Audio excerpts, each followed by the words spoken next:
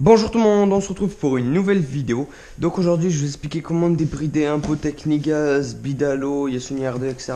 C'est à peu près la même chose, à quelque chose près, à part Yasuni c'est dans la cartouche la bride. Moi la cartouche n'est pas bridée. Donc vous aurez besoin donc minimum un tournevis plat et un marteau. Donc tout le monde doit avoir au moins ça chez soi. Ce qui est bien d'avoir en plus, c'est un petit fil de fer pour... On le met dans la bride, histoire que quand on pète les soudures, elles tombent pas dans le pot. Juste avec ça on tire et c'est fini, on a la bride entre nos mains.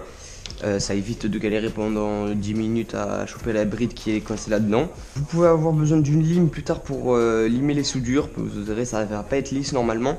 Du coup je vais attaquer maintenant, on va sortir le pot tout simplement. Je vais vous montrer vite fait comment faire. Voilà, il y a une bride là. Donc j'ai vite fait attaquer cette soudure, mais j'ai passé déjà du temps et c'est pas trop marché. Et il y a cette soudure qui apparemment se pète plus facilement, mais voilà, on verra comment ça se passe, si ça marche ou pas. Avec ça, donc voilà, le fil de fer, il marche comme ça, on le met dans la bride, on fait pas tomber, hein. Et voilà. Et là, vous l'avez là-dedans. Donc voilà, on se reprend tout de suite, voilà, tout simplement.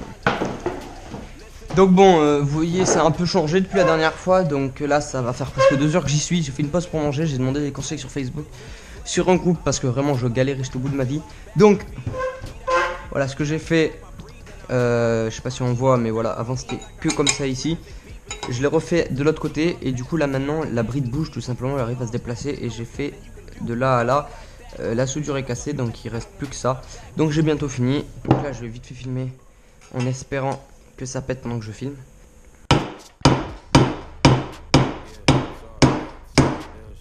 C'est bon, j'ai pété la bride, merde.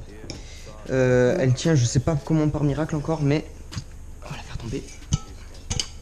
Donc attendez, on va se mettre à l'envers et voilà. On va la faire tomber. Parce que là... Voilà. Wouh! Ta.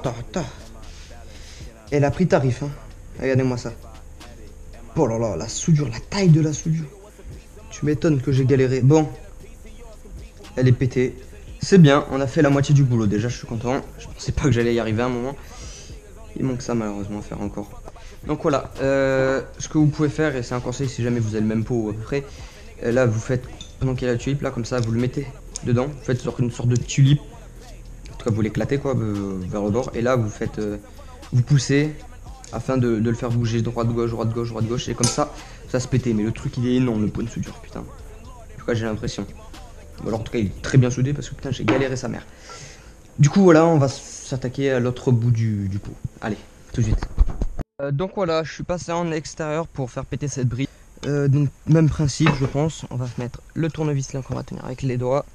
Et on va prendre la massue. Ou la masse plutôt. Merde, le pot il bouge.